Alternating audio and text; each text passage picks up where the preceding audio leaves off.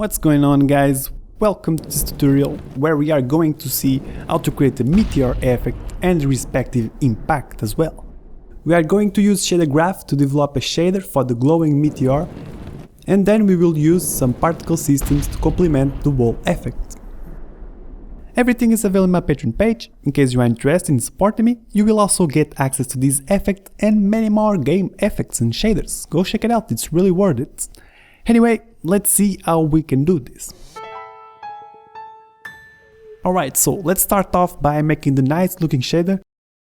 We can create a PBR graph and rename it to Meteor Shader. Once in Shader Graph, we may start by adding a color property. That will be the main color, the base color basically, and we can also add the main texture in case you guys want to use a texture in your meteor.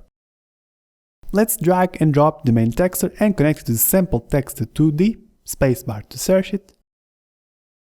And we also want to multiply this sample texture with the main color, just like this. And we can now connect to the albedo input of the PBR master shader. And in case you guys don't have a normal texture, there's no problem with that, since we can also create the normal map from this texture, thanks to the normal from texture node, and connect it to the normal input. And since we are here, let's add a vector 1 so we can control the normal strength as well. We want to connect it to the normal node, just like this. Alright, so this is the very basic stuff. We can have a texture, we have some color, and also some normals. And we can see this in action by creating a sphere for now. And we can also create a material out of this shader, apply the material to the sphere, and we can add a stone or a rock texture, or simply change the color. And by the way, I made available for free in my Patreon page a small package with this rock texture, a smoke texture and a circle texture. So you can follow along easily because that's the only things that we are not making. The rest will be from scratch. We want to make our meteor look like it's on fire, look like it's really hot and glowing. But let's first add two vectors, one for the metallic and one for the smoothness properties, so we can control them in the inspector, just in case you need it. And yes, connect it respectively to the PBR master. Now for the glowing and the blaze part of our meteor, we are going to use a Voronoi node. And we also want to control the movement of the Voronoi, and for that we are going to use a time node,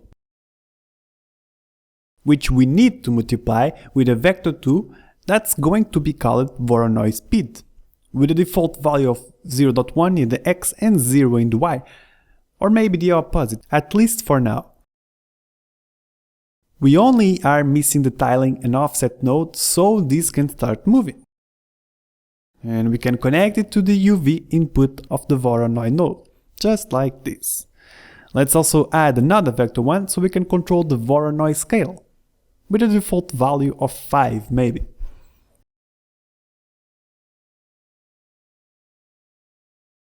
Let me just collapse this and push the metallic and smoothness properties to the top.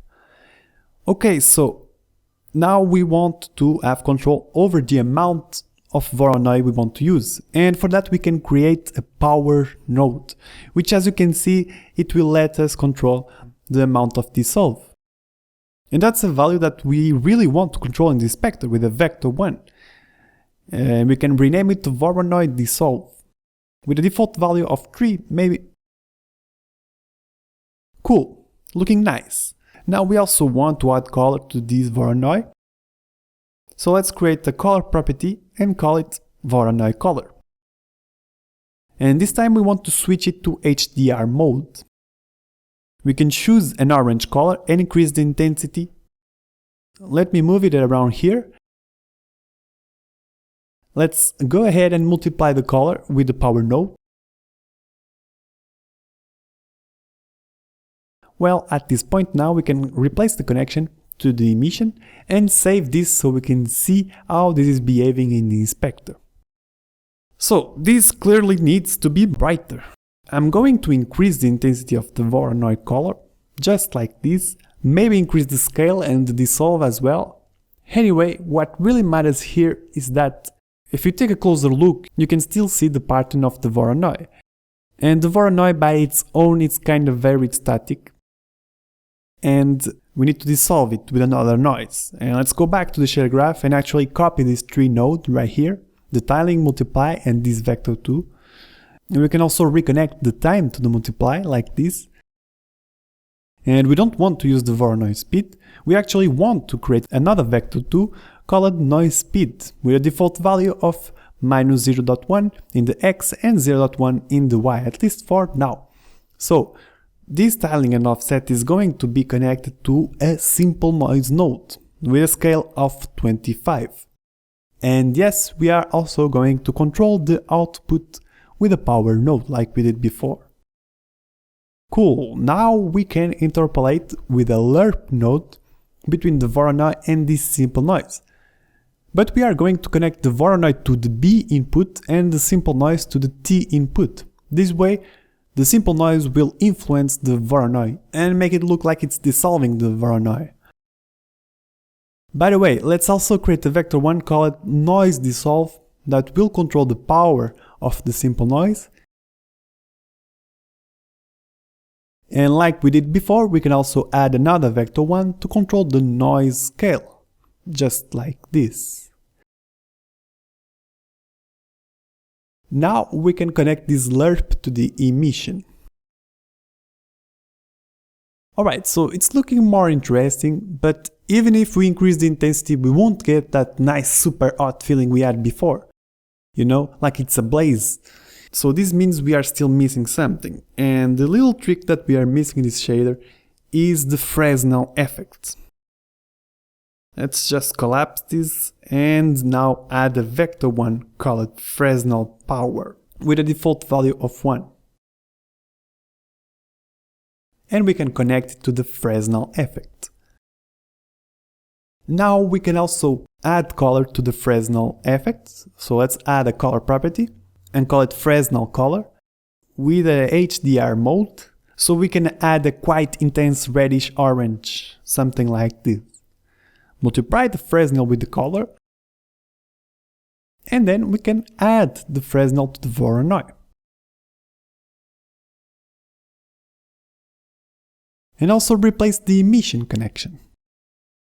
Alright, back to Unity. Now we can increase the Fresnel color intensity to make this look really hot and glowy, to make this look like it's a blaze. You know, it's a meteor that's coming into the atmosphere, it has to look really hot. I will let you see the final values when we are done, don't worry about that. For now what matters is that this is still a sphere, and not even close to a meteor. So now let's actually go and create a meteor, which is fairly easy, don't worry. We can start with a cube in a 3D software. I'm using Blender, but if you are using Maya or any other 3D software, you should probably be fine and you can follow along easily. Now with the cube selected, let's go to the modifiers and add a subdivision surface, which will basically subdivide the current polygons. And we can set the view to 2. We are going to need another modifier, the displace one, which requires a texture. We can press this new button to create a new texture. And if we come here to the texture panel, we can see the texture that we just created, and we want to set the type to noise. Now back to the modifiers panel, we can decrease a bit the strength, and you can see that this is already taking effect. And I'm just going to change the shading mode to smooth. Alright, and maybe add another level of subdivision, which will require a lower strength in the displace modifier, it seems. Yeah, it's looking good. Now let's add a new window for the UV maps. And when you think this is good, when you are pleased with the result, we want to duplicate this meteor with Shift D, and let's press M to change it to another layer, so we can have basically a backup. Now we can apply these modifiers to the one we have just duplicated, and we still have our original one with the modifiers, in case you want to make changes, of course. So let's select the one with the modifiers applied and press Tab to enter in edit mode. And you will notice that we have this vertex with 3 edges, just like this, connecting to this one vertex. And while holding Shift and Alt, we want to press with right click on this edge to select this segment, just like this.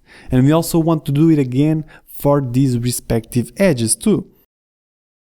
With this selection, we can press Ctrl E and mark the seams for our UV maps. And once we have these seams marked, we want to select everything with A and press U so we can select Unwrap. And in the end, we want to have something very similar to this. We want to have a UV map very similar to this one. Now let's rename this cube to Meteor. Mine already was named. And then we can export it as an FBX. And also make sure to choose Selected Objects. Turn this little icon for the scale. And then select Mesh down here. At least that's my settings for exporting. Choose your project location and export this. Now back to Unity, we actually want to start by creating an empty game object and rename it to Visual FX Meteor. Something like this.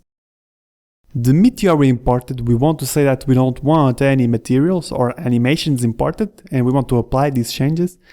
And let's drag this under the empty game object that we had just created. Now we only need to drag the material we created earlier, this one. And it's looking really nice. Now we are getting much closer to a glowing meteor. Let's just create a prefab out of this, like this, yeah, okay. So now that we arrive at this point, we can start creating the remaining elements of a meteor effect, which is basically like some smoke, some fire, and some particles. Now in that free package that I included in the description, you will also find this smoke texture. So let's create a material for that smoke texture. I already have mine created, and in case you don't find this shader, you can always go to Legacy Shaders, select Particles and choose Alpha Blended, just like this. Okay, and now we can add a particle system right here and drag and drop that smoke material we just created. Let's turn on texture sheet animation and set 4x4 in the X and Y, with a graph looking like this. Next we want to set the maximum particle size to at least 3.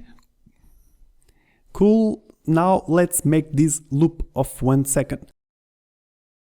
And the lifetime is going to be somewhere between 0.8 and 1.2, maybe less, maybe more.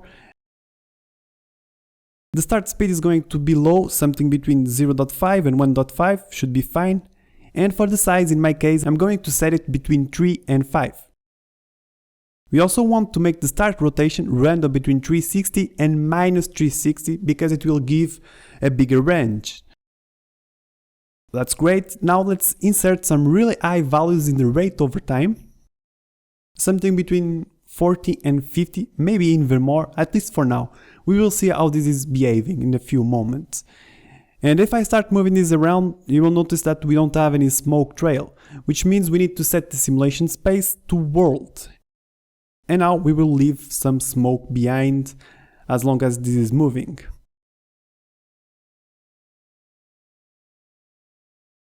Now let's turn on size over lifetime and select this type of curve. It will make the smoke shrink at the end. You can test other curves obviously. Don't hesitate to test few things. Now I'm just going to rename this to smoke and apply the changes to the prefab. Alright, so at this point we want to start testing how the meteor is looking when it's falling from the sky. And for that we need a very simple script to make the meteor go from one position in the sky to a position in the ground. So let's create a script that we can rename to spawn meteor script. Let's open it up, and we don't need this update function, delete it. What we need is a public game object called Visual FX or VFX, which is going to be for our meteor. And then we need the public transform for the start point and another public transform for the end point, which we are going to assign in the inspector. Now in the start function we want to get the position of the start point transform, just like this, to a variable. And then we can create a game object variable so we can instantiate our public visual effects, this variable that we are going to assign in the inspector. And we are going to instantiate it at the start position with quaternion.identity and as a game object. Alright, so now we need to get the end position, just like this. And we are going to need this variable so we can rotate our meteor towards the end point. And this is easily done with a function that we can call rotate2, which is going to rotate our object towards the end point. And down here, let's declare that function that is going to take a game object, call it object, and a vector tree, call it destination. And what we want to do is get a vector with the direction between the destination and the object position, which we can get by subtracting the destination with the object position.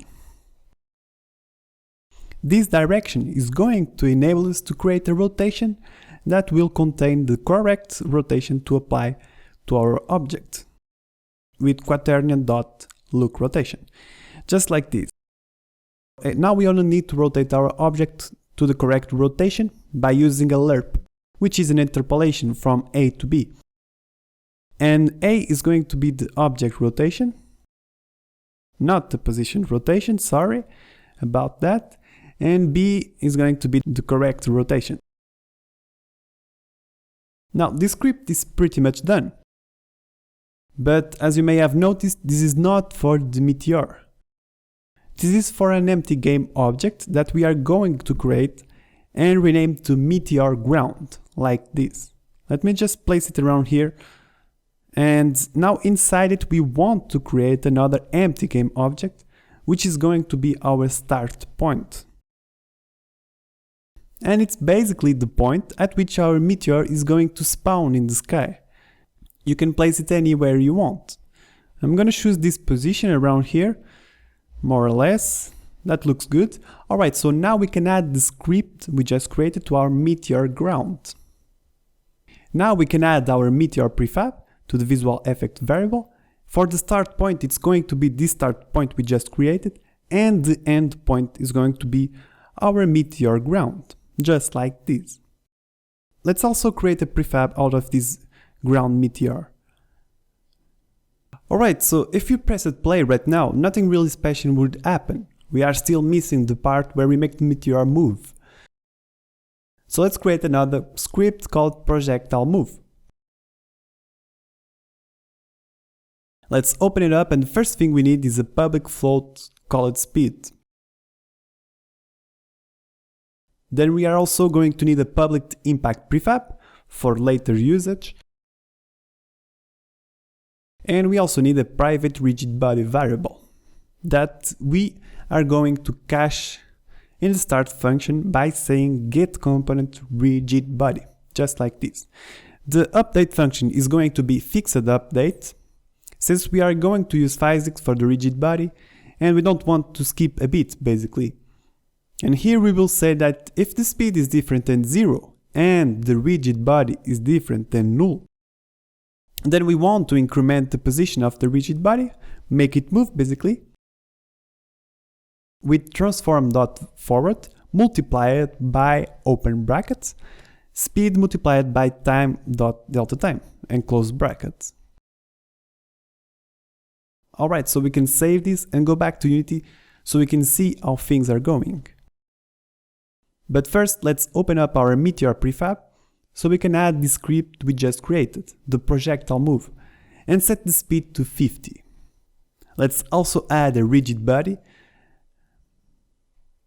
and turn off use gravity. Alright, looking good. Let's test this out. Just make sure to turn off this meteor and leave the meteor ground on. I'm gonna press pause and then play so we can see what happens. And the first thing that happens is the meteor being instantiated at the start position, which is good.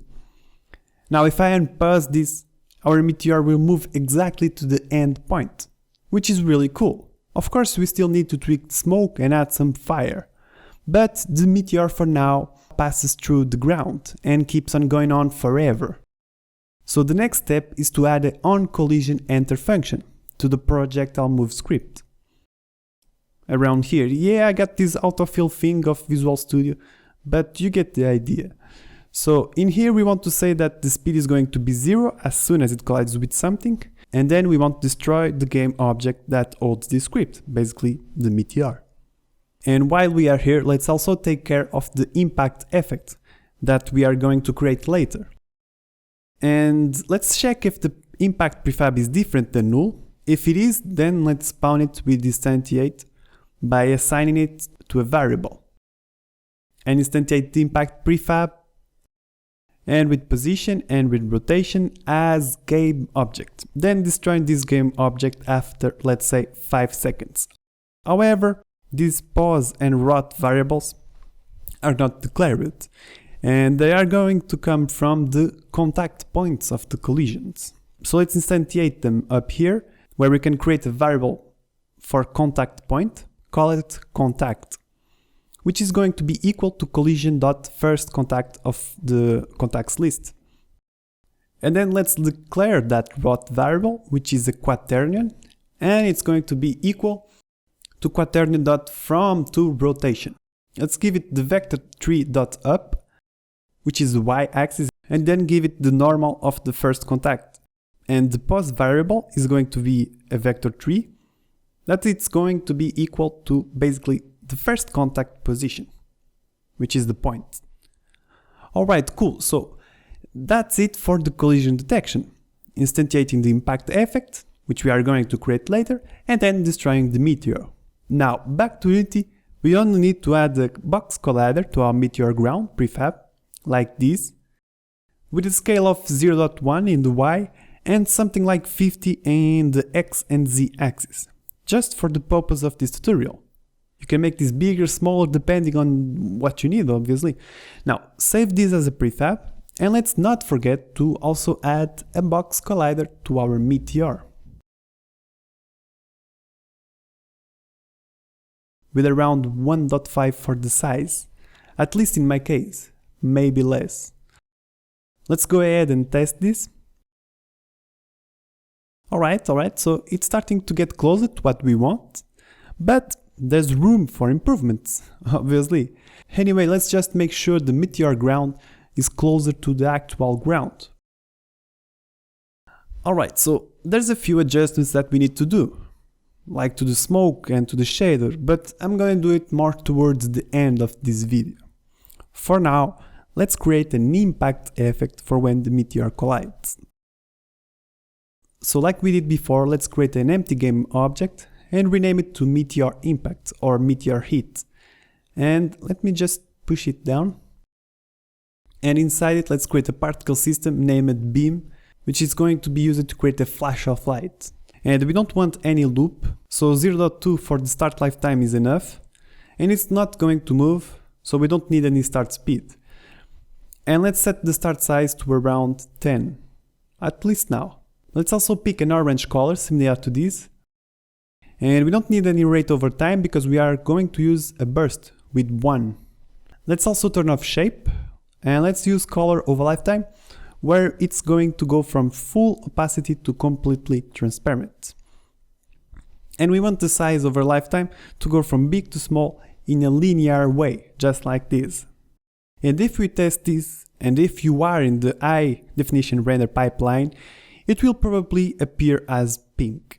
And we will fix it. Let me just push this a bit up.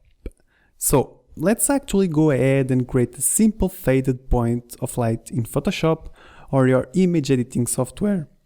Something very simple with 500 by 500 pixels. Let's paint the background to black so we can see what we are doing and create a new layer with Ctrl-Shift-N. And with the brush tool selected, let's choose the white for the color and let's set the brush size to 250 with hardness to 1. And we can click only one time, somewhere close to the middle, since we are going to align this by selecting these two layers, pressing V, and these align options will appear. So let's align to the center just like this. And that's it, it's done. We can hide the black background and export as a PNG to Unity. Once in Unity, we want to create a material out of this texture and we need to assign the legacy shader, call it Particles Additive, which we will change in a moment. Drag and drop the texture and let me put the material in its correct folder, just like this. And now let's assign this material to the beam. Also set the max particle size to at least 3. So as you can see, this is not very bright, it's actually quite dim. We have two options here. Either we increase the burst number in the emission, which will work, but it will create a few more particles that we don't necessarily need. Because if we use the shader with HDR colors, we would only need one particle and we will make it as bright as we want. And it's fairly quick and easy to create that shader. So let's create an unlit graph. It's unlit, not PBR, and rename it to Particle Additive _HDR. I'm gonna put tut so it doesn't conflict with the existing shader that I already have. Open this in Shader Graph, and the first thing we can do is switch the surface to transparent, and the blend mode is going to be additive, and we can turn on two-sided. Next, we can add the only two and most important properties of this shader, which is the color, that we are going to switch to HDR mode, and choose a white for the default value with a full opacity, by the way. And we need a texture 2D, which is going to be our main texture. Let's create a sample texture 2D and multiply the main texture with the color. Now we want to split these values so we can have access to the alpha and the RGB channels. And then we can create a vector tree only with R, G and B, just like this. And now we need the vertex color node, so we can control the color with our particle system. It's very important to create this vertex color node. And we also need to split this node so we can get access to the RGB channels. We also need to create a vector tree like we did before. And now we can multiply both of these vector trees and then connect it to the color input of the unlit master. However, we still need to multiply both of the alphas like this and connect it to the alpha of the unlit master. And we are done with this shader. So let's save this and add back to Unity. So you can switch the shader of our beam material with this one we created, which is probably inside the shader graph drop-down menu. Let's just reassign the beam texture. Oh, and in my case, turn up the alpha values to the maximum. Now we can decrease our count in the burst to only 1. And let's increase the intensity to around 3 or 4. And now it looks much nicer and we have this cool glow, which is awesome. Now we can proceed to create another particle system and call it Particles Impact, which are going to act as sparks. Let's rotate it minus 90 degrees in the x-axis. Let's come down here and assign our beam material to these particles. Set the max particle size to 3 and switch the mode to stretched billboard with a speed scale of around 0.01 so it stretches our particles. Let's turn off looping and set the start lifetime to be between 0.6 and 1.8. The start speed is going to be really quick, something between 5 and 25, really fast, and the particles are going to be really small, between 0.05 and maybe 0.3, a bit less maybe. I'm gonna choose an orange color for the minimum, and for the max maybe a reddish orange, something close to this. In the emission we don't want the rate over time, we want a burst between 25 and 35. In the shape we want a cone with an angle of around 80, maybe less. And I'm gonna make these particles especially go up a lot with velocity over lifetime.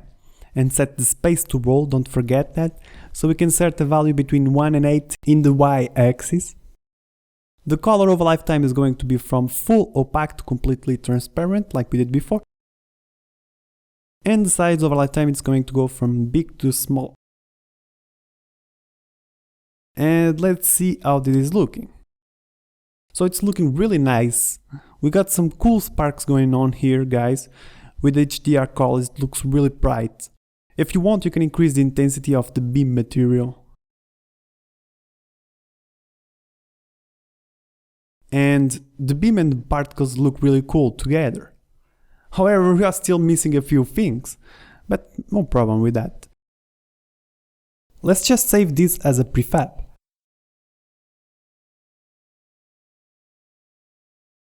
Let's add some smoke to the impact by creating a new particle system and renaming it to smoke, and rotate it -90 degrees in the x-axis so it faces up.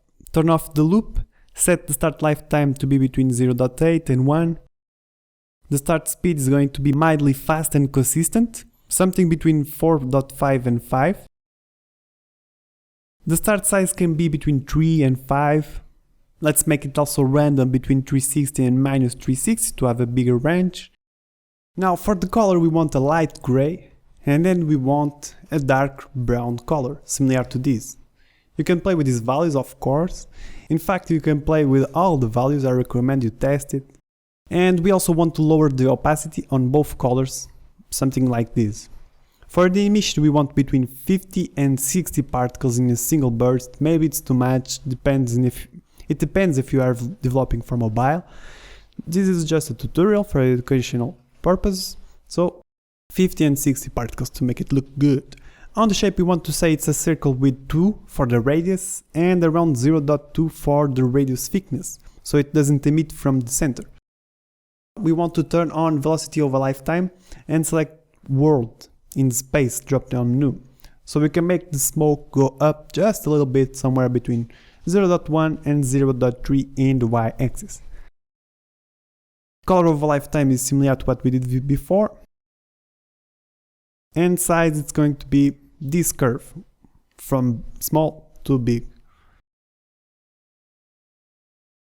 Finally, let's also add some rotation of lifetime between 45 and -45. This is smoke, so let's assign the smoke material. Always set max particle size to 3 or bigger, by the way. And let's turn on text to sheet animation with 4x4. And voila! Smoke impact is looking good, and it adds a really nice detail. I'm just going to decrease the radius thickness a bit, maybe. Alright, looking good, looking really nice. Let's apply these changes to the prefab, and let's parent the particles impact and the smoke circle to the beam, so we can easily see how everything is going on. And it's starting to look really nice. I'm just gonna push the smoke a little bit up, so it doesn't intersect with the ground. Now let's also add another particle system for the debris, with again -90 degrees in the x-axis for the rotation. Turn off looping, lifetime is going to be between 2 and 5, and start speed between 3 and 10. We want some of them to go fast, but not as fast as the sparks. We actually need 3D start size between 20 and 7 in the Y and Z axis. At least for me, always try to play with the values, guys, see what you like, see what fits best your project. Rotation is random between 360 and -360. And let's add a burst between 12 and 17. Shape is a cone with 40 for the angle or a bit more, and 1.5 for the radius. And I'm gonna push this a bit down. And we need size over lifetime, this curve from big to small progressively. In the render we want to choose mesh for the render mode, and we will reuse the mesh we created for the Meteor, this one. Let's just create a very basic material. You can obviously create a more complex material, but for the sake of this tutorial I'm just gonna choose the same color of the ground and decrease the smoothness to 0. I'm gonna apply this material to the debris, just like this. And there's debris flying everywhere. which means we need to use the gravity. Set it to 1. Alright, cool. We only need the collision model now. Set the type to world and the dampen and the bounce to 0.5. And in my case the collision radius of the debris is way too big, so I'm going to decrease it to 0.1. Maybe they are still too big. Make sure they are not bigger than some of the debris. Something like this, yeah, much better. Let me just hide the visualized bounds of the collision. Alright, so now it looks really cool. This is another fine detail to our impact. Let's save the prefab and apply all the changes. And now if we come here to the Meteor prefab, and if we enter the prefab, we can assign the impact we just made, so we can see how it's looking.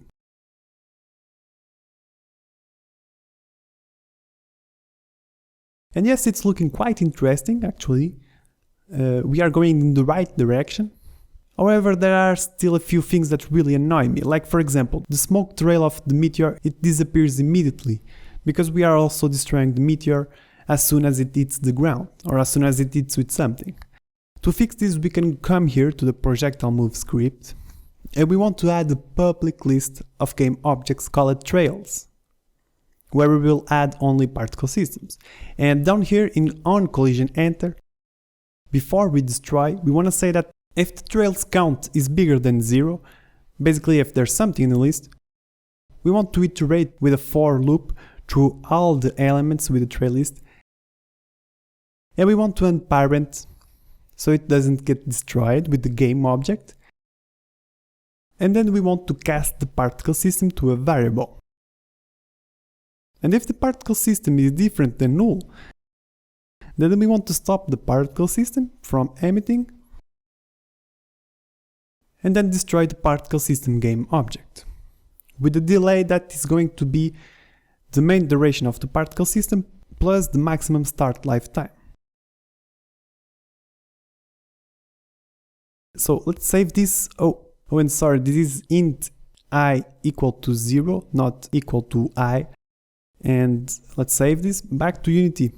We want to go to our Meteor prefab and add the smoke to the trails list, just like this. Now if we test this, we will see that the meteor is being destroyed, but the smoke is left behind until it disappears, and only then it will get destroyed, which is good, which is what we wanted, and it looks much better, much more realistic. And well, at this point we can go ahead and quickly create a simple crate for the meteor impact, nothing too fancy.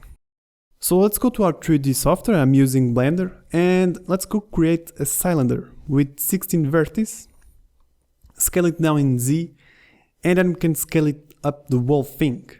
In edit mode we want to delete the bottom face, and let's shrink this again in Z, and also shrink the upper part so it looks like a cone, something like this. Next, with Ctrl R, we want to add a ring around here and then scale up the base of our crater. Then we want to extrude this face and move it down like this, and also shrink it a little bit so it starts looking like a hole. More or less like this. Now let's go to the modifiers and add a subdivision surface. And let's also add a displace modifier, where we will create a new texture in this button.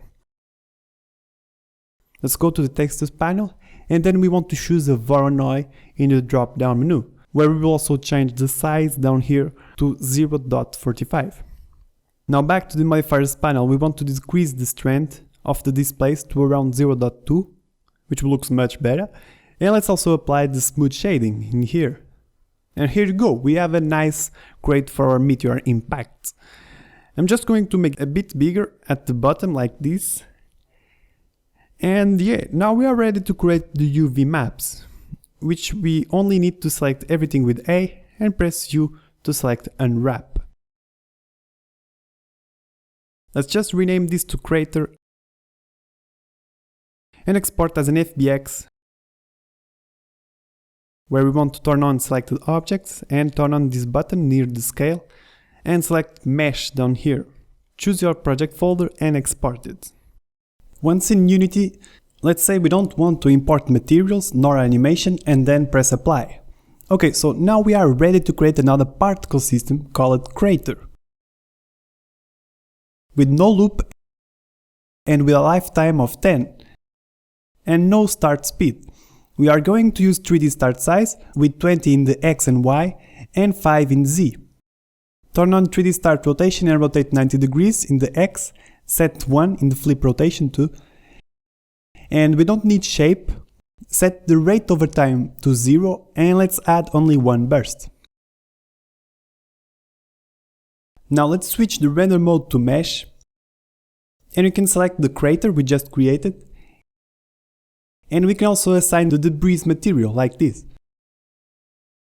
Nothing really happens because if we get closer we'll notice that the crater is really small. That's because we need to select the crater mesh and we can set the scale factor to 10, at least for me. It really depends on the size you have created your original crater. And this is pointing towards the camera because we need to change the render alignment to local instead of view. Alright, that's better. Let me just increase the Z value to around 10 and then push the wall effect until the crate is intersecting the ground just like this. Yeah, now it looks much better. Let's apply these changes to the prefab and let's go ahead and duplicate the crater and rename it to Meteor, which we only need to basically change the 3D start size to around 120 in the X and 80 in the Y and Z. And down here we want to apply the Meteor mesh to the renderer just like this. And maybe the Meteor is too big, or maybe we can increase the size of the crater, which, yeah, something like this, 25, which actually should be bigger, but anyway, and maybe also a bit in the Z axis too. Alright, so now let's add a few more details to the impact. It's cool, but there's not much happening yet. But we are getting closer to what we want. For example, we can duplicate the debris to create some meteor debris. And the only difference is going to be the material, which we are going to switch to the meteor material, just like this. And it looks like the meteor has shattered himself into pieces. Alright, so the next one is also very simple, and this time we can duplicate the particles impact, so we can create some particles floating, which they are going to have a longer lifetime between 0.8 and 2.6, and are going to be slower between 0.5 and 1.5, more or less. Increase a bit the minimum start size and turn off gravity since we want to see them float. And in the emission we only want to add rate over time of around 50. The shape radius is around 1.5. And the velocity over lifetime is smaller in the y-axis, something between 0.5 and 1. And we can leave the color and the size over lifetime as it is. Now we need to turn on noise so they can move more randomly, and we need to set the strength to be between 0.2 and 1.2. And we also need to increase the size or the frequency to 0.8, which should be fine. And let's add a tiny amount in scroll speed. And here we go, quick way of creating some ambers floating, which is really looking good. Just push them a little bit up, like this, yeah. And one more thing we can quickly add is some smoke floating in the middle as well. So let's duplicate the smoke circle and rename it to smoke floating. And the first difference is that this one is going to have a duration of 1 second, like the particles floating, but you can increase this, by the way, to have a bigger aftermath. And the start lifetime is already at the limit of the texture, but we can still increase to 0.9 and 1.3, more or less. The start speed is going to be lower, between 1.5 and 2. And the size and the color can stay that way. However, in the emission we want to add rate over time to around 30, and the burst is going to be lower, only between 10 and 15. And this time the shape is going to be a cone instead of a circle, and we can increase the angle to 50 and the radius to around 1. We can also leave the velocity, the color and the size and the rotation over lifetime as they are fine. Let's test this out and yeah, it gives a nice touch. You can increase the start lifetime if you want, but it's starting to look much better. Let's just increase the size of the beam to around 18. I have noticed it's small. And the size of the particles impact can be a bit bigger too, a maximum of 0.6 maybe. And the last thing we can easily add is another particle system for the shock wave. And we can create a new material, and we can also use the particles additive shader we created earlier. And now we can use that circle texture that comes in the package that I have linked in the description and assign this circle to the texture slot of the material. And max out the alpha values too. Let's assign it to the shock wave and set the max particle size to 3 at least. And we can rotate 90 degrees in the x-axis and move it minus 0.6 in the y-axis. We don't want this to loop. The start lifetime can be 0.6, and we don't want start speed. The start size is something really big, like 50. We can choose an orange color. And in the emission, rate over time is 0 because we want 1 in the burst. There is no shape, and the color over lifetime, which is going to go from full opaque to transparent, but we also want this key color to be black, and move the white key to around here. Let's just turn on size over lifetime. That curve is okay like that, and let's set the render alignment to local. Alright, it's looking almost good. We just need to decrease the alpha of the start color. And that's it, it's looking really cool. Let's see how this is looking, by the way. Just don't forget to apply the changes to the prefab. And yeah, it's looking really interesting, quite interesting already. We are almost done actually. There's a lot of things happening really cool. We just need to make some more adjustments to the Meteor. Like add some fire, for example. But first, let's increase the rate over time of the smoke, since the Meteor is moving really fast. And we need a rate over time of between 50 and 70, maybe even more. It really depends on how fast you make it move. Let's also increase the start lifetime a little bit and the speed too, of the smoke. Yeah. Alright, so now for the fire, it's going to be really simple. We are going to duplicate the material of the smoke and change the shader to the particles Additive HDR that we created earlier. And assign the smoke texture. Set the alpha to the maximum, yeah, just like this. And now let's come here and duplicate the smoke and rename it to fire. Let's apply the material we just created.